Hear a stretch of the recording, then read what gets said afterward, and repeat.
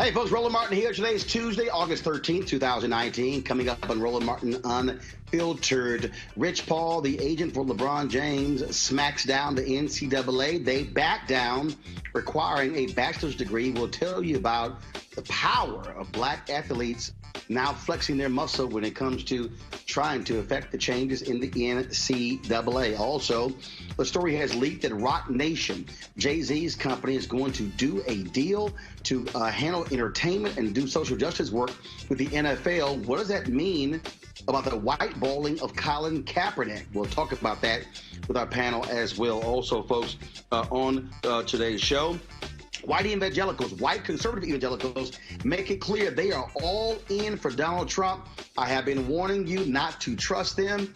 All they care about, I keep telling y'all, is abortion as well as same-sex marriage. They don't give a damn about his racism. They don't give a damn about how he does the environment and how that's a troubling sign for 2020. Also, folks, on today's show, we'll deal with what is happening. First of all, we'll also talk about, of course, with Lonnie Love. Had a chance to catch up with her at Essence Festival. What's happening with The Real and other things she's involved in. Folks, we got a jam-packed show. Oh, it's time to bring the funk. I'm Roland Martin Unfiltered. Let's go. He's got it. Whatever the miss, he's on it. Whatever it is, he's got the scoop, the fact, the find. And when it breaks, he's right on time and it's rolling. Best believe he's knowing. Putting it down from sports to news to politics. With entertainment just for kicks, he's rolling. It's on go, y'all. It's Roland Martin, yeah. Rolling with Roland now. He's funk, he's fresh, he's real, the best, you know he's Roland Martin now.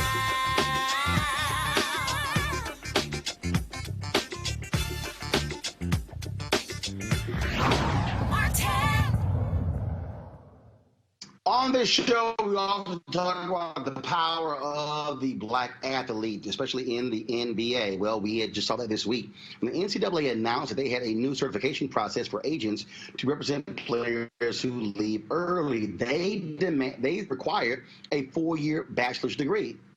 Well, that caused folks like LeBron James to put them on blast. His longtime friend, Rich Paul, who set up his own agency, which is now the dominant sports agency in the NBA, well, he made it perfectly clear this is BS. And then he also wrote about it in a piece online. And what was also interesting is that the NCAA, after they got fierce criticism from folks in media, especially black folks, back down and change that requirement. Joining us right now to talk about this is Justin Tinsley, culture and sports writer for The Undefeated.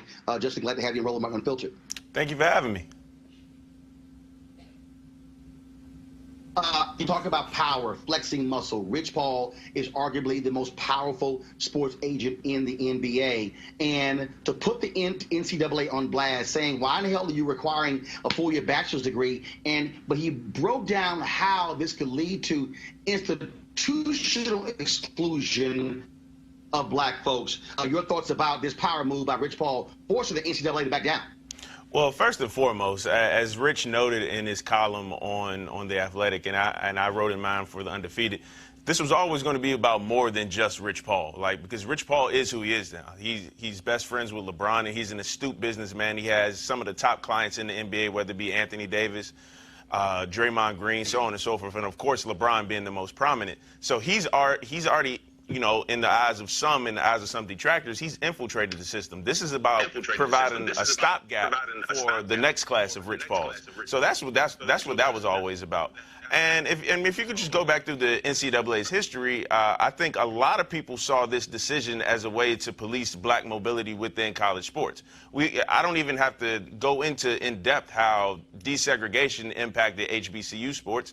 We all know about the pay-for-play debate in sports that has raged on for decades now, and you just look at black graduation rates for black athletes at these Power 5 schools. They're all disproportionately affect black athletes in an actual negative manner. So this was just the next chapter in that story, and I think Rich Paul and LeBron and so many other people saw that for what it was.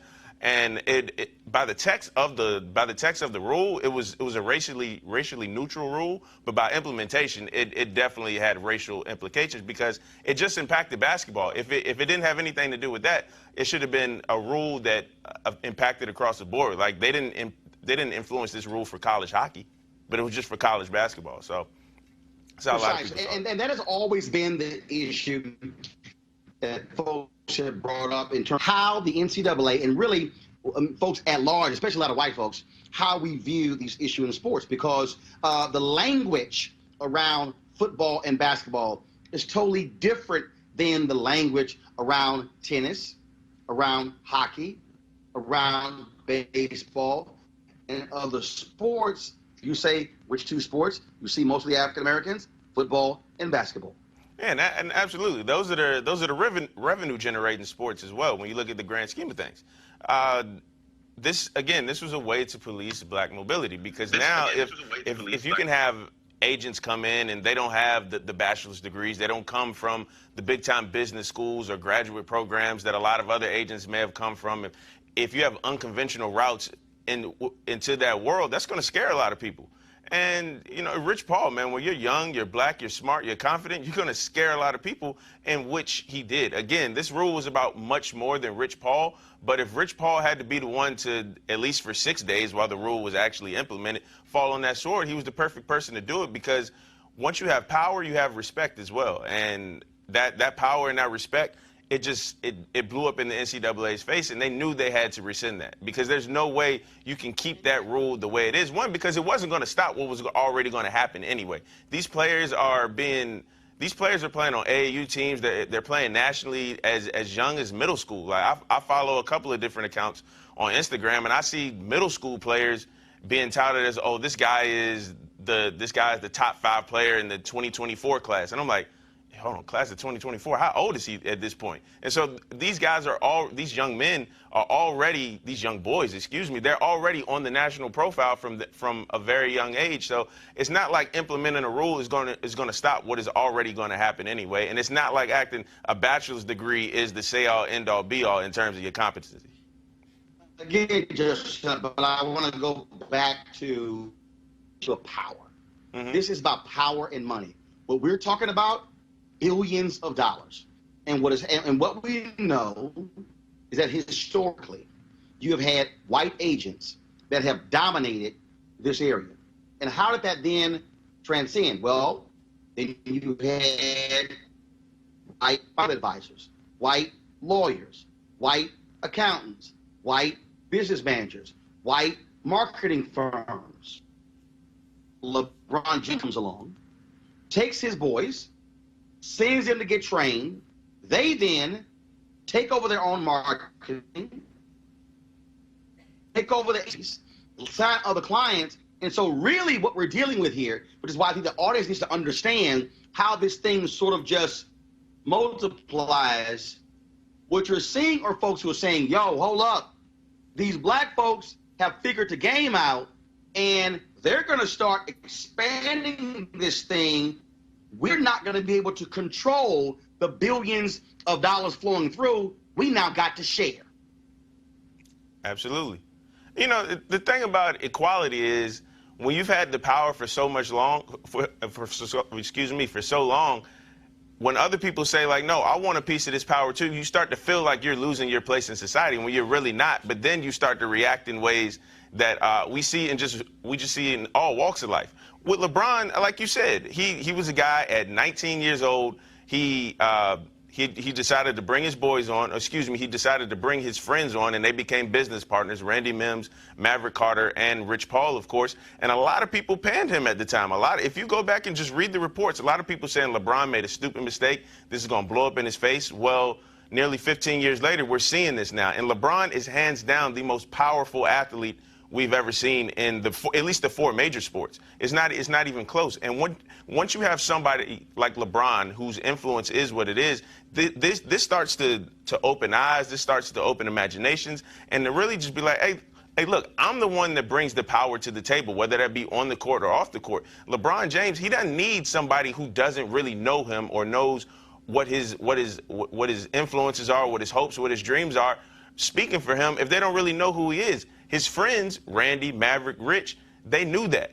And I think a lot of young players will see that. And once you start to see that trend, once you start to see that shift, and then once you start to see money going different places, whereas before it wasn't going, that's going to scare a lot of people. And if people can try to halt that process, they'll implement rules like that, which only last for 6 days.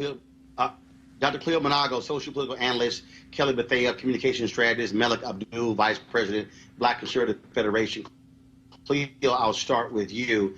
And then there's somebody who's watching who's saying, okay, why you make a big deal out of this? This is just sports. No, this is about the control of the flow of dollars.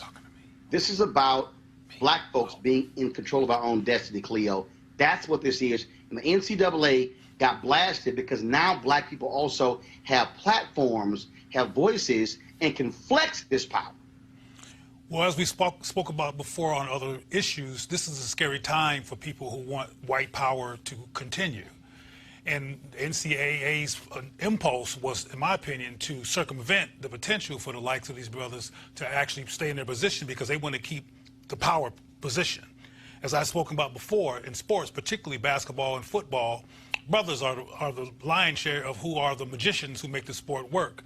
At least white men who are concerned about their egos and their power get to run and control everything. And I think that's what prompted the knee-jerk reaction.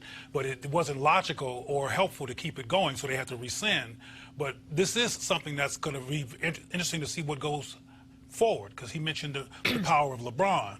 But there's people who are doing things, even on the presidential level and other kinds of institutional levels, to try to keep white power where it is. So it'll be interesting to see how this pans out over time, because LeBron is changing the game in terms of bringing his friends aboard. But this is not just about power and money generically. In my opinion, this is about white males keeping the historical power they've always had, and they're concerned about there being a shift in that because they want to feel relevant. And when it comes to sports, not unless they're in that powerful position, they are irrelevant proportion to the black men that are involved. So this is very interesting to me. And the great thing that I actually think about... Kelly? Yeah, so I'm sorry, Roland. Yeah, the great thing that I actually think about this, as a huge LeBron James fan, he's doing more than just shutting up and dribbling. He's actually creating a system where people can actually come together, and especially we're talking about black athletes. For LeBron to actually lead this effort, I think that the opportunities from here are endless. When I first heard about this, before they rescinded it, I thought to myself, I was thinking about, it's a little different, but I was thinking about employment law, where this thing is called disparate impact. It's not necessarily, sign out and, documented as far as it being race related, but the impact of that, of course, those of us who are actually felt by those type of racial policies, if you will. So when I heard that they actually rescinded it, I said to myself, LeBron is once again changing the game. And this is what he's done in so many instances. But I think that this is actually giving power to our sports industry across the board. I would love to see something like this continue where they're not just talking about, this is not even a protest.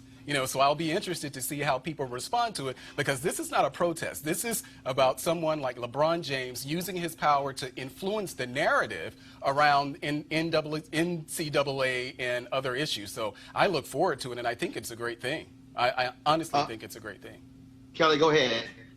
No, I agree with my panelists here. When Paul mentioned that he didn't know the exact term for such a policy, it really is institutional racism at its finest and in its infancy. Again, this is a niche industry and institution in which it's only applicable to basketball. It didn't even apply to any of the other sports that other black athletes could also be a part of, like tennis, like even football.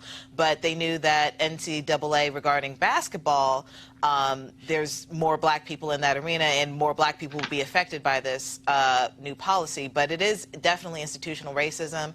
I'm glad that Rich Paul called it out, and I'm glad that, they rescinded it. I still don't like how they rescinded it in terms of what the new policy is now. Basically, they're saying that, oh, you're okay if the NBA accepts you, et cetera, et cetera. They're still trying to control the narrative and controlling the power, but I think that, this is a start in terms of rescinding the obviously institutional racist policy. Go to our next story. That is today's story leaked that Rock Nation is signing a deal with the NFL to handle entertainment for the network, as well as involving them on social justice issues. There's going to be a news conference tomorrow at Rock Nation in New York City, where Jay-Z will be there to talk about this deal and explain exactly what's going on. It has raised a lot of questions for people because, of course, Jay-Z primarily never said it publicly that he would not perform at halftime for the NFL, but he, of course, has talked as sent word others not to do so as well. Justin, you're still there. I want to bring you in on this here. We don't know the full details of this. We don't know if Colin Kaepernick was informed about it. We still know that he is being whiteballed by the NFL, has not been signed by any team. He posted a video last week where he showed him getting up at 5 a.m., 5 days a week, still working out. Are you surprised by this Rock Nation announcement, even though this leak? Again, we'll hear more tomorrow, but are you surprised with all of the energy that was around entertainers, not Rihanna and others, not one for the NFL, Colin Kaepernick, that the NFL would sign this deal with Jay-Z's Rock Nation? Yeah, I mean, I can't lie to you. When the news broke today, I was like a lot of people. I was like, this is interesting. Because, you know, just a couple of months ago, it was reported that Jay-Z was telling Travis Scott not to perform at halftime. And Jay-Z's even gone on record on the song Ape. I can't say the other word. But, you know, it was a Grammy-nominated. Yes, you can. Oh, I can? Oh, yeah, okay. Well, I didn't know. This is my first time on here. The song is called Ape Shit. And on the song, he said, I don't have to perform at the Super Bowl. You need me, I don't need you. Tell the NFL we in stadiums too. And now you have this partnership with the NFL. Yeah, it did strike me as odd, but Jay, if it's one thing I know about Jay, he's a very astute businessman. He's very calculated, and I think he understands his image, at least in terms of just this discussion right now. Now, of course, when you put the pieces together, he's a part of the Reform Council with Meek Mill in terms of criminal justice reform, and Bob Kraft, the New England Patriots owner, is on there. And then, like you said, the Colin Kaepernick video came out last week, and then this story comes out now. It strikes me as odd, but it's also one of those type of things where I want to see how everything else plays out before I really try to form a full opinion on it, because he's as calculated as they come, and I don't think all the pieces of this puzzle have really been laid out on the table yet. Well, you know, obviously we won't know until the news conference tomorrow, again, taking place at noon Eastern. And, you know, I had posted on my social media accounts that I was going to speak to this. And then the folks at Rock Nation did reach out to me, and we had a conversation off the record, but a news conversation tomorrow. And I do want to hear more details as well, because, again, there are African-Americans out there who still are boycotting the NFL. Also, Cleo, I want to hear from Colin Kaepernick. I think that Colin Kaepernick has not done, I don't think he's actually done an interview in 3 years. I do believe that also, not necessarily just tied to this, I also believe that Colin Kaepernick needs to come out and speak. That Colin Kaepernick needs to sit down and do 1 or 2 or 3 interviews, sharing his thoughts present day, talking about, you know, the white balling. He's interested in still playing because, again, there are people out there, Cleo, who I've talked to, people I know very well, who are like, okay, are we still boycotting? Are we not watching the NFL? Are we not winning? What are we doing? Like, what's the direction? Remember, the Super Bowl was in Atlanta last year. Bernice King and the King Center got lots of criticism for participating in the coin toss in the NFL. You had people who were criticizing Jermaine Dupri as well. And it's sort of like, you know, where is this movement, if you will? Is it even still there when it comes to backing Colin Kaepernick, who took a knee to protest police brutality? Your thoughts? Well, honestly, I don't know much about what Jay-Z has just done with Rock Nation. Well, again, now, first of all, he owns Rock Nation. Okay. The bottom line is the story. But here's the deal, Cleo. The story leaked today. Sure. Okay, so there are scant details. Right. Well, the announcement will take place tomorrow, where there'll be a news conference where Jay-Z will be there. Folks will have an opportunity to ask him questions. Okay, though I don't know much about the Rock Nation issue, I do know about what you're saying in terms of people wondering what is Kaepernick's contemporary perspective. What's going on with him now? Is the movement still in place? He still don't have no gig. He still is who he is. Some people who are inferior to him are still being hired in terms of people's capacity to play football, who aren't as good as he is are getting hired and he's not. So it's clearly still political issues going on in terms of his name and him being able to play ball again. So we want to know what's going on, man. What should we do now? Should we follow you? Should we stay boycotting those who are, given what is still happening with your career? And I would love to hear from him, but apparently he's doing other things. Maybe he'll come out now that Jay-Z is doing this. No, he's not. I mean, first of all, he's doing other things because, hell, what else he got to do? Exactly. The reality, Kelly, is that Colin Kaepernick, I know this for a fact, Colin Kaepernick wants to play in the NFL.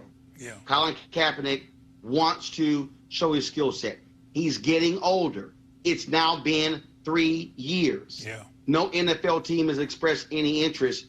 Nobody can convince me with some of the scrubs I see playing in the NFL that Colin Kaepernick is not being signed, because he doesn't have any talent. That is total BS, Kelly. Oh, that definitely is false, but I can't really speak as to why he hasn't said anything. I do know that the lawsuit, my understanding, was settled.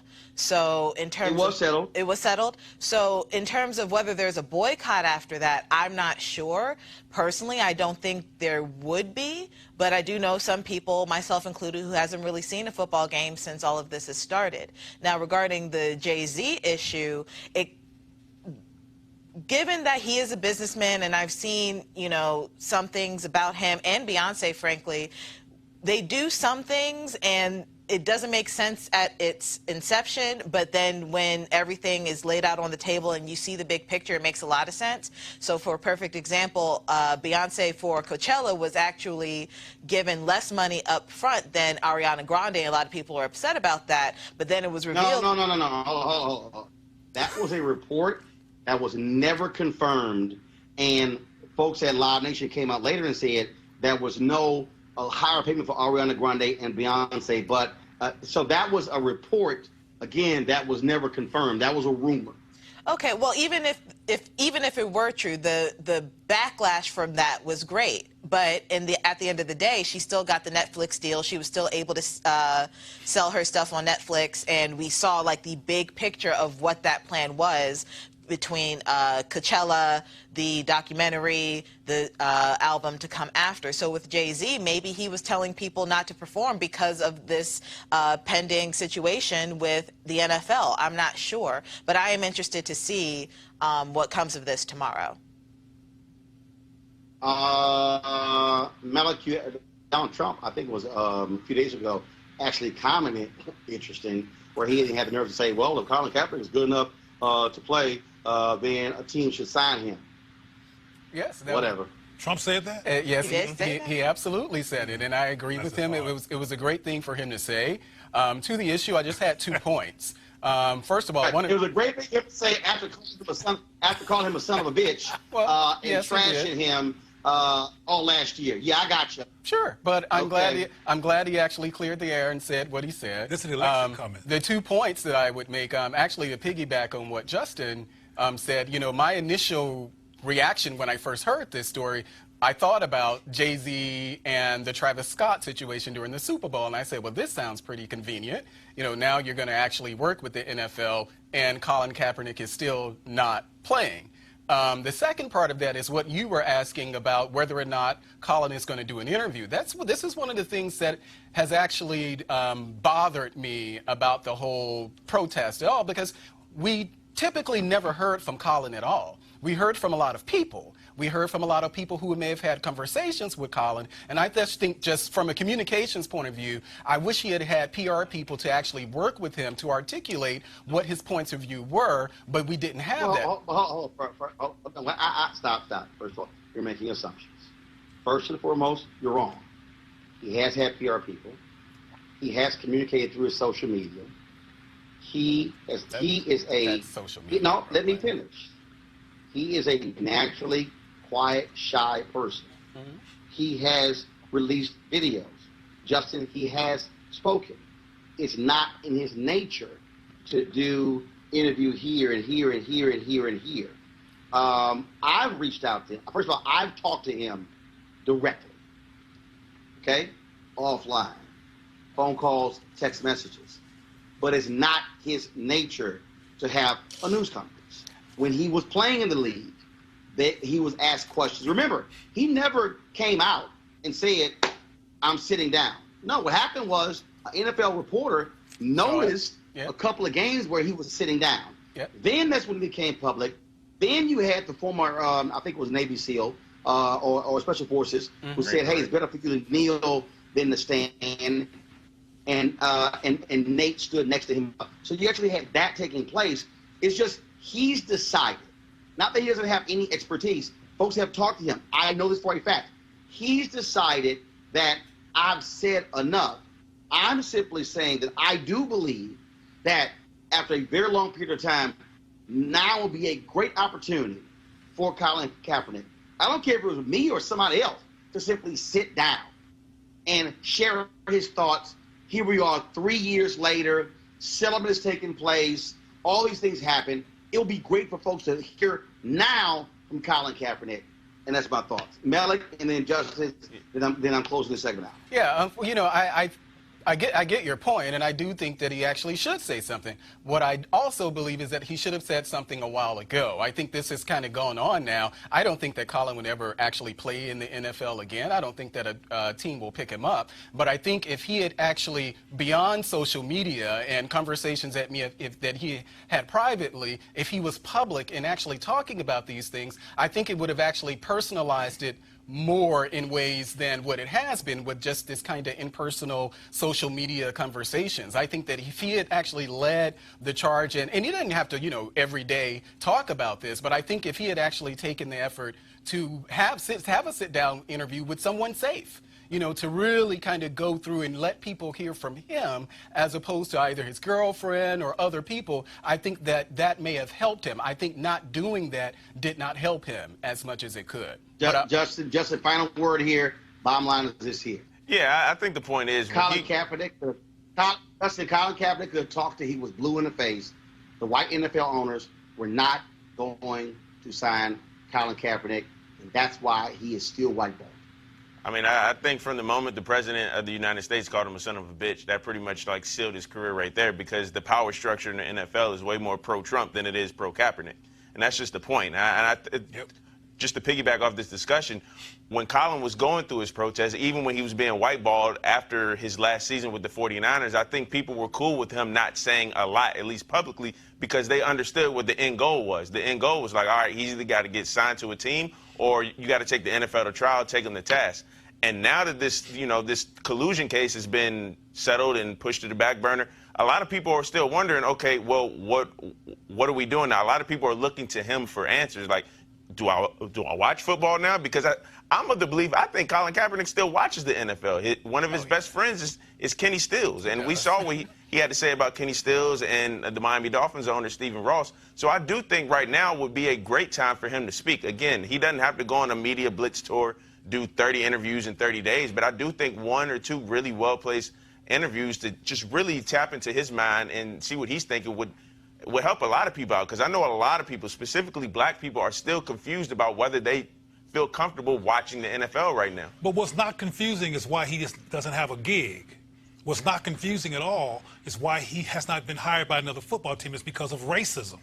Straight up racism, right. And because he stepped up for black people. And we need to keep that in mind, those of us who are still messing with the NFL despite the fact that they're racist. All right, Justin Tinsley, theundefeated.com. I appreciate it, man. Thanks a lot. Thank you. All right, folks, Trump got overwhelming support from white evangelicals in 2016, winning a higher percentage than George W. Bush, John McCain, or Mitt Romney. According to a 2019 Pew Research poll, their support continues. Almost 70% of white evangelicals approve of Trump's performance in office. Some of the things they approve of: he acts like a bully, but is fighting for them. He sees America like they do, a menacing place where white Christians feel mocked and threatened for their beliefs. And he's against abortion and gay rights, and has the economy humming to boot. Now, that's all based on the story in the Washington Post. And it was really interesting reading this story, Kelly, because I'm reading this story and you're seeing these comments like, yeah, you know, basically we can excuse the racist stuff. Yeah, you know, okay, he cheated left and right, the porn stars and everything, but I mean, the quote from Ralph Reed was hilarious. This, well, everyone has moral failings.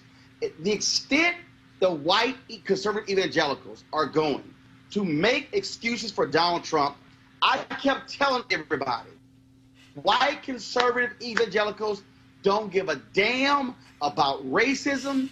They don't care about the economy. They don't care about sexism. They don't care this man is a liar. They don't care this man cheats. All they care about is abortion, same-sex marriage, and gay folks. That's it.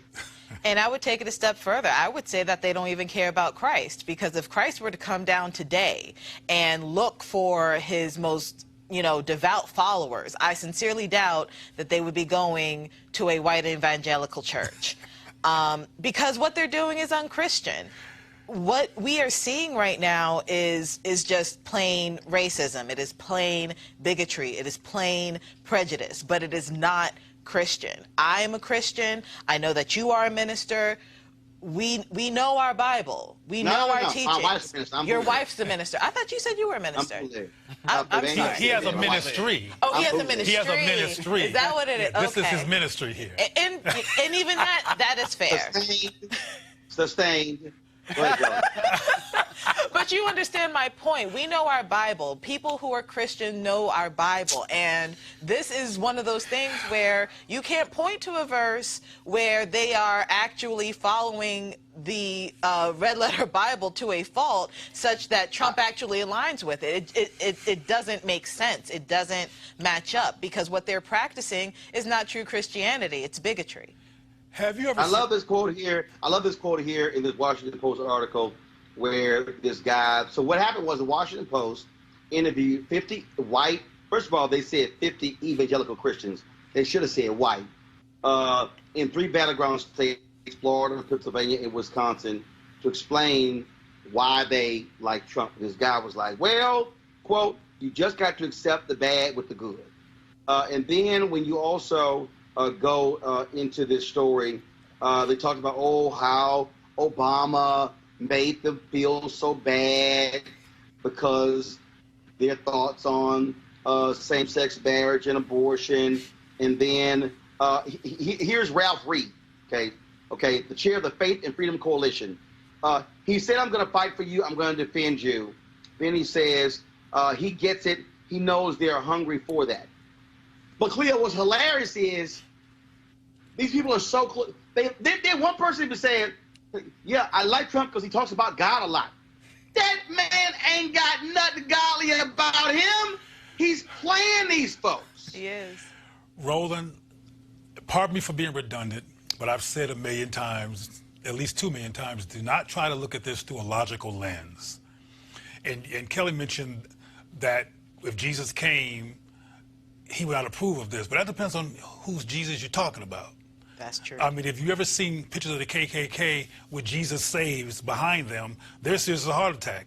And Manifest Destiny was part of a religious movement in terms of God sent us and gave us the destiny to kill everybody who was originally on this land and take it over. And people were murdered, children were killed. So let's be real clear. Earlier you said that they were against gay rights and they're against abortion. Well, look, if we look at this from a white supremacist lens, they look at abortion as an interruption of the reproduction of white people because they're having a hard time producing. And they look at homosexuality as people who don't produce. So they want to get rid of them because they get in the way of the production of white people. They're white supremacists. That's why I call them evil angels instead of evangelicals, because it sounds like that's spelled almost the same way. So let's be clear about the fact that these people do see Trump as representing God, because as far as they're concerned, God believes in white supremacy and God supports white people reigning with everybody. And that's really their agenda. They don't care how bad he is. If he's against immigration, if he's against anything that's going to interrupt the production of white people, they're about what he's about. No matter, you're being logical. You mentioned the pornography and the sex scandals. That's irrelevant. As long as he's about white power, he is their representative of God on planet Earth. Melik, I love this quote. He's forthright and honest. Forthright or forthright? At his rallies, he talks about God. Then I love this one here. All of our laws are based on the 10 Commandments. I think that's why the country is losing the values that we once had. Actually, all of our laws are not based upon the 10 Commandments. Because you can't have thou shalt not kill in your nation that supports the death penalty. Then, of course, I found this one. Let me read this one here. I just thought it was just too funny. Some evangelicals label themselves values voters. What they mean by values, abortion and gay rights, not traits like integrity and kindness. I love this. There's no way I can know those attributes of a person's character. This, according to this woman, Julian Ketchum of Hope Community Church in King of Prussia, Pennsylvania. I love this one, Melik. Here you go. Which is, although he then said he picked Trump over Clinton in part because he found her dishonest. Now, how in the hell can you say you can't attest to the character attributes of Trump, but I'm going to define the character of Hillary Clinton? Sit your ass down. Stop lying. Now, Roland. Okay, so here's the thing, and I think it actually is laid out in the article itself. Once you dug in the article, what we're talking about are issues, things that the evangelicals support. I think that we would do ourselves a disservice not to acknowledge that there aren't plenty of black evangelicals who are against same-sex marriage, who are pro-life. I can't think of what the other they. But hold up. Let's be clear. There are black evangelicals who do not support same-sex marriage. Yes. Who are pro-life, but who also don't have blinders on, who don't ignore racism, who don't ignore the economy, who don't ignore how undocumented workers are being treated. The problem for these white conservative evangelicals, they don't give a damn about none of that. They don't give a damn about the border. They don't give a damn about his comments in Charlottesville. They don't care about none of that. All they care about, those two issues. Yeah. And so black evangelicals actually have a conscience in saying, I can't just support somebody who lies, and hear white conservative evangelicals say, oh my God, he's so honest. He's forthright. Well, Roland, he speaks the truth. He mentions God. He mentions God at rallies. Oh my goodness. Well, Roland, how can you say this man is godly when he don't act godly? Well, Roland, as someone who actually grew up in those churches where I've heard the fire and brimstone preach, sermons against homosexuality, the idea that this is something that's limited to, now sure, black evangelicals, they may be concerned about other issues, but those are not policy-related issues. I think if we're talking about things That's a lie. But no, No. When you roll back civil rights protections, Melik, in the Department of Education, in Commerce, in HUD, that is a policy issue. No, well, I'm not done. When you say we're going to go back to using private federal prisons in the Department of Justice, that's policy. When you tell your U.S. attorneys to go after the highest number of years to put somebody in jail, that is policy. When you say we are going to prosecute the marijuana laws, that is policy. But Roland, to say that... I'm not done yet. Well, just finish, Roland. Well, I'm not done yet. With the Obama administration said we support the plaintiffs suing voter ID in Texas because it was racially discriminatory, and the Trump folks came in and said we are going to reverse it with the Republicans. That is policy. Well, Roland, so you can't say black evangelicals are not supporting policy. They are. Well, Roland, those things weren't actually mentioned in the article, so I don't know. Maybe they should have asked them those questions about how they felt about all of those issues, but it just wasn't mentioned in the article. No, because it wasn't mentioned in the article because the article was about white conservative evangelicals. Right, 50 people. 50 people in a country of how many million? Hundreds of millions, 50 people. So we're talking about 50 people. But my point here is that if we're talking about conservative issues, you actually don't believe that the 50 people they talk to in 3 states is not an example of where white conservative evangelicals are in America? yeah, it's an example of where some of them are. Absolutely. It's an example of where some of them are, but we're still talking about 50 people. But I know just from personal experience, when we're talking about things like same-sex marriage and abortion and all of those issues, that's pretty evangelical. So yes, maybe they should be concerned about some of the other issues that we're concerned about. But to couch this under this notion that somehow that this is how white people feel, I can send you to some churches where black people are actually talking about things like same-sex marriage and abortion. But Malik, you're mixing things up. Of course, I came from the black community and know about black churches as well, and I know there's black people who are not evangelicals who have issues with abortion and same-sex marriage. Absolutely. That's a whole other issue. Yeah. The other issues that Roland's bringing in is... All right, who on the panel is same-gender loving? I know Cleo is. So Cleo, Malik keep talking about just those 2 issues. But that's what the article talked about, though. No, the article talked about how the article is confirming what I said. Right. All they care. Yeah, confirmation bias. Yeah, I agree. That's what the article did for you. They don't care about his lies. They don't care about his porn stars. They don't care about his payoffs. They don't care about all they care about, man.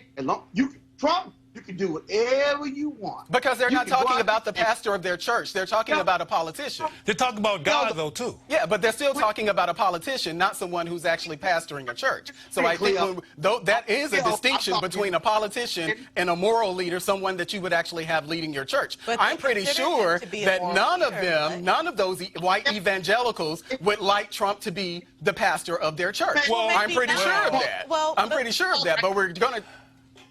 Buddy, stop. I am talking.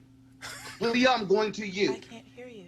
The article is confirming what I am saying. Right, your confirmation bias. Malik, I'm talking. Cleo, I'm going to you.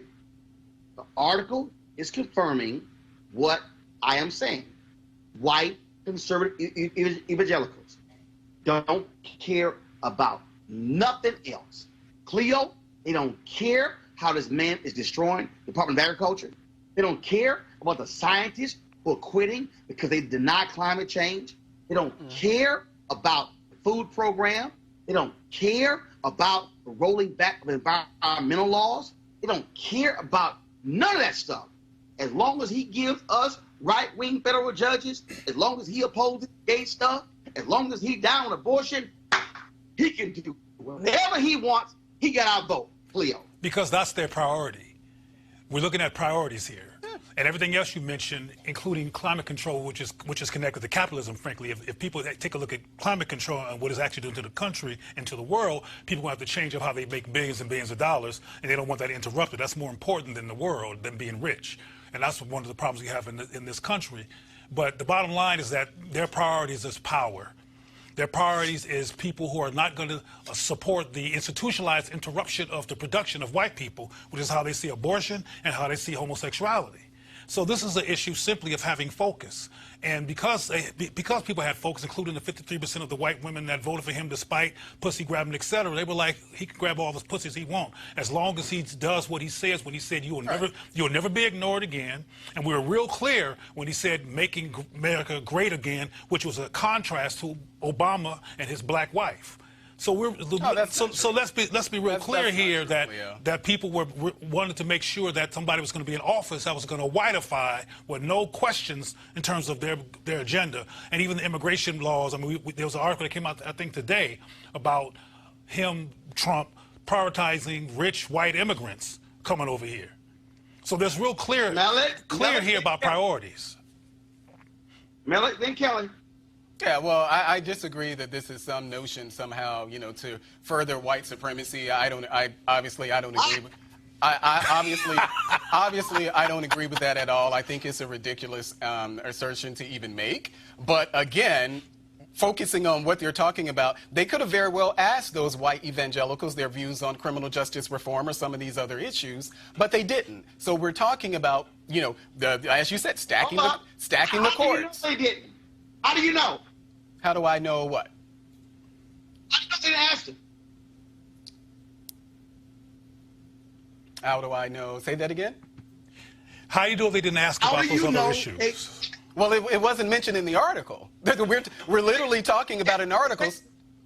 So you they said, didn't. why didn't they ask them? You don't know that. Well, if they did, they didn't bother to put that in the article that we're talking about, based on the 50 people in battleground states around the country. But don't assume it didn't ask. But it's not in the article. So if they wanted their point of view articulated in the article, they would have actually put that in the article. So they didn't think, the Washington Post did not think that those issues were important, which I assume is why they didn't ask that and put it in the actual article. Are you a journalist? Do what? You a journalist, Melly? Oh. Am I a journalist? No, I'm not a journalist. I just read the article. Ever written a news story? No, I haven't. I just know what was in the article. And those things weren't in the articles for a reason. They didn't want it in the article. Melly, I've written thousands of news stories, and guess what? There are times when you don't put everything in an article. Right, but we're talking about things that weren't put in the article. No. They weren't put in the article. Assuming Kelly, your comment. Did he go to me? Yeah, Kelly? Okay. No, I agree with Dr. Cleo here in terms of, white evangelical Christians, I would argue, is, the cornerstone of white supremacy in this country as it stands today. Mm-hmm. They try to use Christ as their rationale and their buffer for their bigotry, but in reality, it's just not Christ-like, period. Not letting people be as autonomous as they possibly can be, within reason, when we have free will according to what God says. That's not Christian for you to try and control somebody's autonomy. It's not Christian for you to not give out grace and mercy to your fellow neighbor. But is it not Christian to try to survive? I'm sorry. Because white supremacy is a white survival tactic. Correct. So is it a, quote, sin to not do anything you can, scorched earth, whatever, to survive as a people? I would argue that it is unchristian to do that at the behest of somebody else. But the existence of somebody else based on a white supremacist framework is a threat to their very survival. Right. So their very existence is if this country becomes more people of color, quote unquote, is a term that's always used, and they get outnumbered, which means they're genetically, in terms of population, a threatened. I mean, this is what Trump meant when he said you'll never be ignored again. He was trying to talk to people who were thinking like that. If they're wanting to survive, is that a sin? Is it a sin? No, but what they're practicing is not the Christianity that I was raised on. It's not the Christianity that Christ actually bestowed upon. And there are a lot of black people who fit that, who aren't Christians. Let me finish. Under that definition. Kelly, please finish. What I'm saying is the Christianity that Dr. Cleo is talking about is Eurocentric, xenophobic Christianity. Mm-hmm. It is not the holistic, universal Christianity that Christ himself actually created his doctrine upon. What you're talking about is something that is actually inherently American. It is inherently xenophobic. It is inherently indigenous to this country. So what's happening right now is something that is, quite frankly, just American. That plenty of black people actually fit that bill. So if we're going to call white evangelicals unchristian, if we're going to call white evangelicals unchristian, then that goes for the black people who are against those same issues as well. You can't pick and choose what's going to be unchristian because it fits your politics. Listen, what I'm not going to do is play the deflection game. That's not a deflection. That's a fact. Excuse me. The article speaks to the reality. That is, what is appealing to white conservative evangelicals about Trump?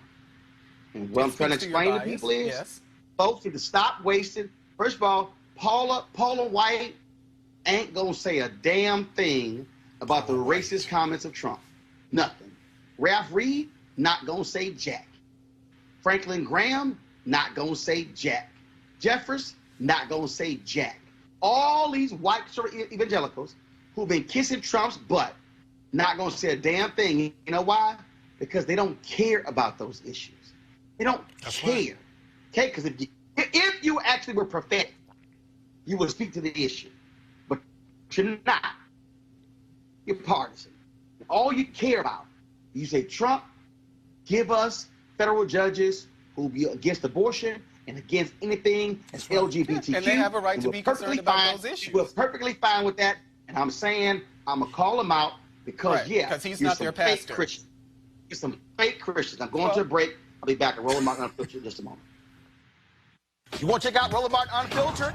YouTube.com/Roland S. Martin. Subscribe to our YouTube channel. There's only one daily digital show out here that keeps it black and keep it real. It's Roland Martin Unfiltered. See that name right there? Roland Martin Unfiltered. Like, share, and subscribe to our YouTube channel. That's YouTube.com/Roland S. Martin. And don't forget to turn on your notifications so when we go live, you'll know it. All right, folks, they're back. MarijuanaStock.org has another great investment opportunity. If you were lucky enough to invest in their last crowdfunding campaign, you know they raised a lot of money in just a few months investing in legal marijuana farms. Those initial investors now own shares of a publicly traded company. And, of course, they're excited by that. Now they have a new investment opportunity that is as good, if not better, than the last. I'm talking about industrial hemp CBD. For those who don't know, the hemp plant is a cousin to marijuana, of course, and then it has a higher concentration of CBD, which means hemp CBD gives you all of the medical benefits of marijuana without getting you high. Now, until recently, hemp farming was practically illegal in the U.S. and heavily regulated by the DEA. However, that changed with the 2018 Farm Bill, making it legal to grow hemp CBD in the U.S.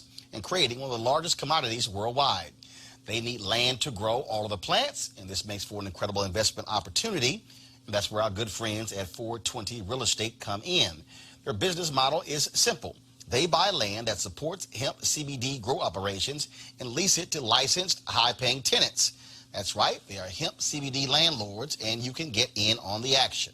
You can invest in this crowdfunding campaign for as little as $200 up to $10,000. All right, folks, all you got to do is go to marijuanastock.org. That's marijuanastock.org if you want to get in the game. And if you do so, do it now. All right, folks, big shout out to gymnast Simone Biles. She made gymnastics history twice in one weekend. During the U.S. Gymnastics Championships on Sunday, she nailed a historic triple-double on floor. In case you missed it, here he is.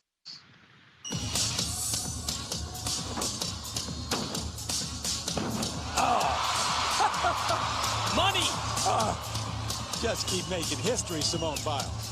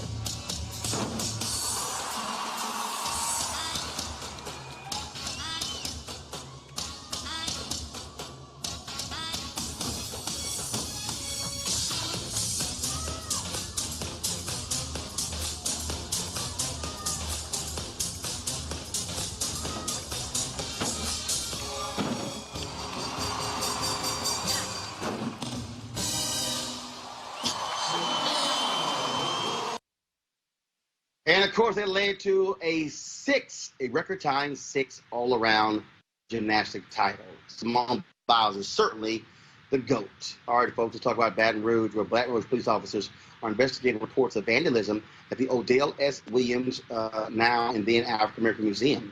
The museum was founded by local community activist Sadie Roberts-Joseph in 2001. As we reported, Joseph was found dead in the trunk of her car on July 12th. The museum has been closed since her death, and so we certainly hope that they find who actually did that as well. All right, y'all, you know what time it is. No charcoal grills are allowed. I'm white. I got you, bro. Illegally selling water without a permit on my property. Whoa! Hey! I'm uncomfortable.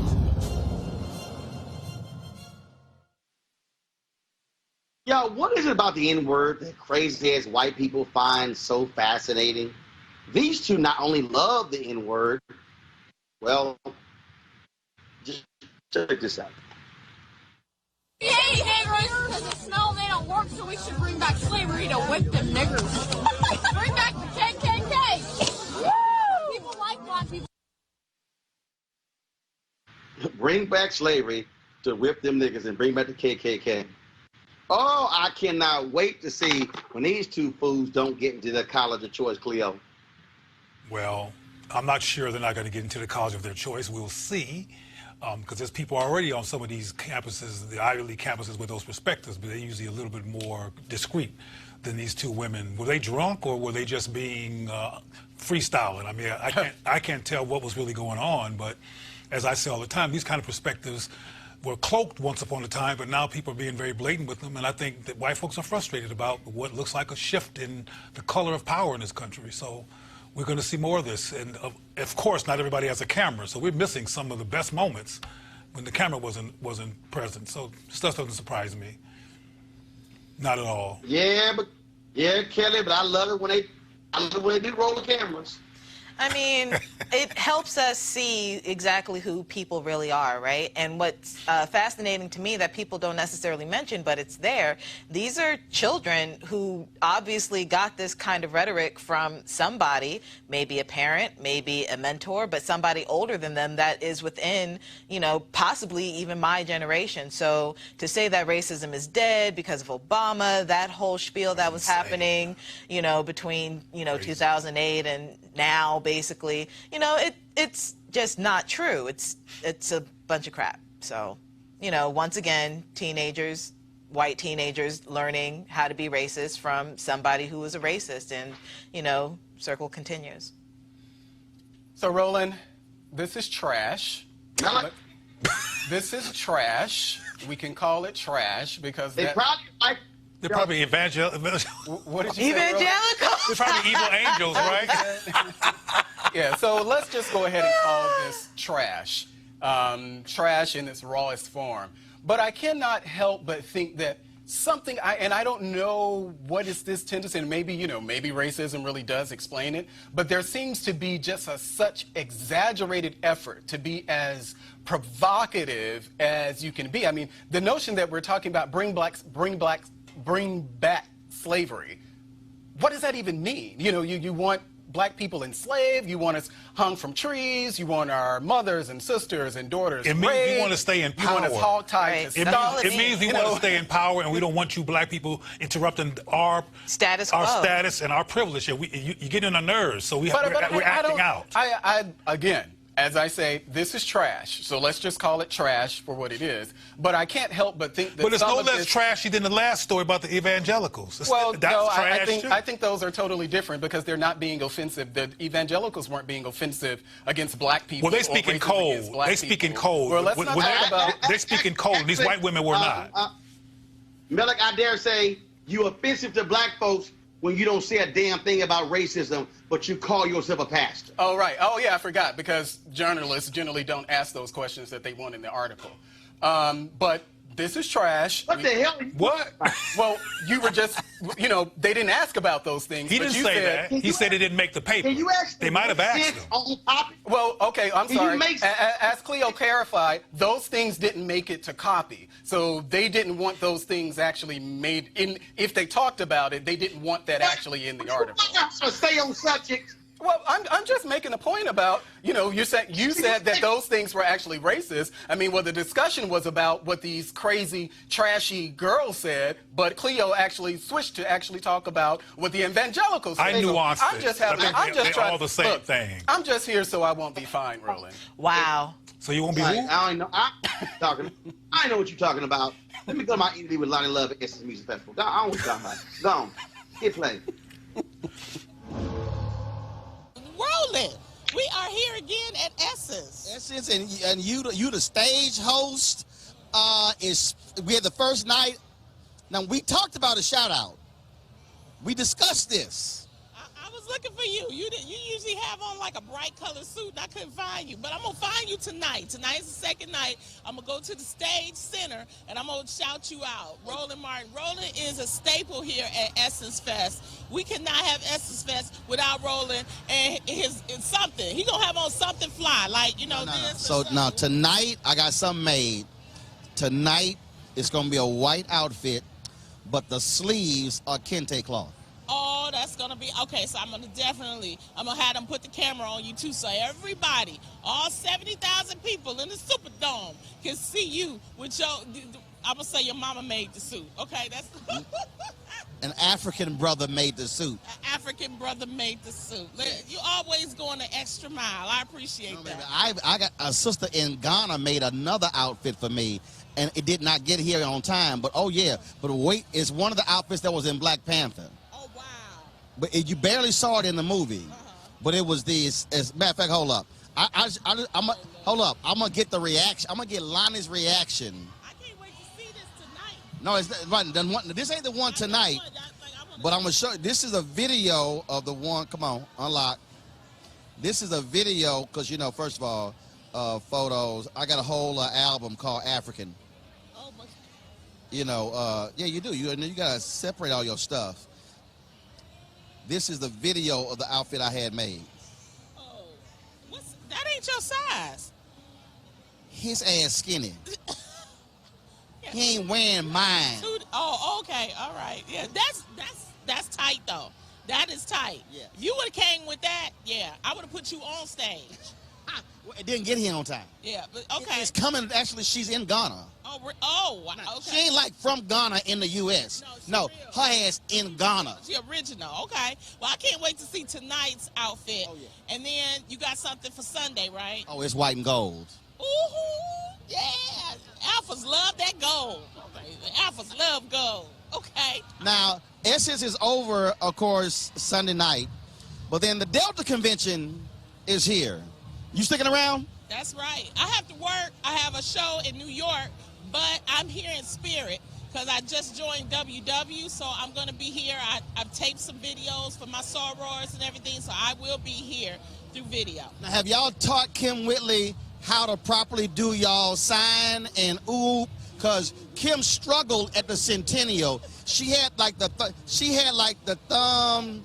I was like, is that like a spider web? I'm like, what the hell? We've been trying to work. I've been giving her rubber bands to try to work so she closed her fingers. It's like, girl, we can't show them pinkies in them spaces. That's not it. So, yeah, we're still working with Kim Whitley on that. But she'll get it. She right. Now, are you going to do like Ricky Smiley did? Because, on his show, he had like Omega bullshit on the wall. So, are you going to sneak in some elephants and some triangles on the set? I might. You have to see. Yeah. Now, what's the show? When is it coming on? It'll be, it'll be in the fall, in September. So you got the reel and you got a show. Yeah. You trying to be like Steve Harvey.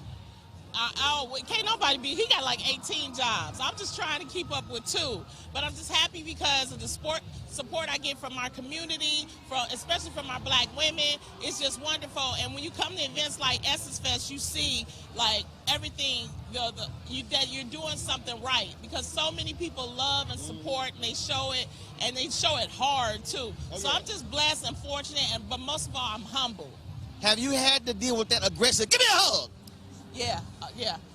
That's why now I have to carry a security guard. So, but it's okay as long as they do it in love. But when they try to get like forceful with it, that's the older sisters. Oh yeah, that Detroit come out. What's up? Detroit Debbie come out on them, and then they be like, "Oh, we sorry." I say, "Okay, now come on, let's do this right." I've been Me Too'd by some older sisters, peaching on her ass, and like, "Hey, baby." Yeah, you just got to deal with that. Them aunties and TTs, you got to deal with aunties and TTs. We let them go. They don't even know what Me Too means, so you just let them do it. Well, the election is hot and heavy. I can't wait to bring it to hashtag bring the funk on the real. I'm going to keep it real. That's what we're planning for the fall. We're planning to have political spotlights. People like yourself, April Ryan, Angela Rye, we're inviting to come on because We need to have people like you who actually study and can understand and explain to the people the thoughts and the policies that's going on. So that's the reason why it's important, and we would love to have you and come on. And plus, I bring a female crowd. The ladies love Uncle Roro. All right, Uncle. And wear the suit that didn't make it. You want me to wear that one? Yeah, I want that one. That one? Oh, yeah, I'm telling you. You know I'm gonna walk out with it too. Just walk out smooth. You know, because you know when you black, when you walk, you gotta have like a little shake. You know how we walk, like. Yeah, that swag. That swag. You know? That black man swag. Not the white man swag. You a fool. You ain't got no sin. Love you, baby. That line love has no sense whatsoever. I want to thank everybody for joining us. Yesterday, of course, I was in LA for Seth the Entertainers Golf Tournament, raising money for the Boys and Girls Club. Shout out to Sadie and the Kyle Family Foundation 7th Annual Golf Tournament. Had a great time there, but back in the saddle. So I'll see you guys tomorrow from D.C. I want to thank our panel, Cleo, Kelly, and Melek. Thanks a lot. And I'll see you guys tomorrow right here. Don't forget to support Roland Martin Unfiltered by joining our Bring the Funk Fan Club. Every dollar you give goes to support this show and the work that we do. Go to RolandMartinUnfiltered.com. You can use Square, PayPal, or even Cash App. All of them work. If you want to mail a check, we'll take those as well.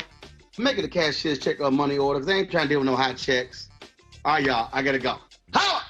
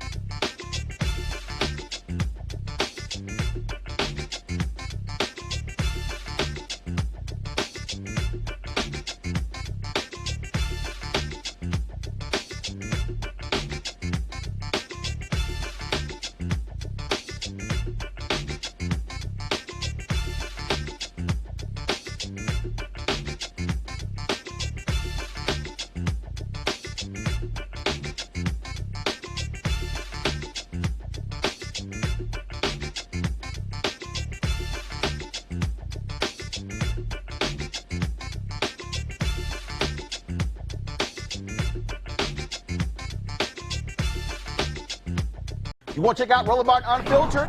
YouTube.com/Roland S. Martin. And subscribe to our YouTube channel. There's only one daily digital show out here that keeps it black and keep it real. It's Roland Martin Unfiltered. See that name right there? Roland Martin Unfiltered. Like, share, and subscribe to our YouTube channel. That's YouTube.com/Roland S. Martin. And don't forget to turn on your notifications so when we go live, you'll know it. Hey everybody, this is Sherry Shepherd. You're watching Roland Martin Unfiltered, and while he's doing Unfiltered, I'm practicing the wobble. Yes, I am. Because Roland Martin's the one, he will do it backwards, he will do it on the side. He messes everybody up when he gets into the wobble, because he doesn't know how to do it, so he does it backwards. And it messes me up every single time. So, I'm working on it. I got it. You got Roland Martin. Hi, my name is LaToya Luckett, and you're watching Roland Martin Unfiltered. What's going on, everybody? It's your boy Mac Wiles, and you are watching Roland Martin Unfiltered. What's up, y'all? It's Ryan Destiny, and you're watching Roland Martin Unfiltered. What up, Lana Well, and you are watching Roland Martin Unfiltered.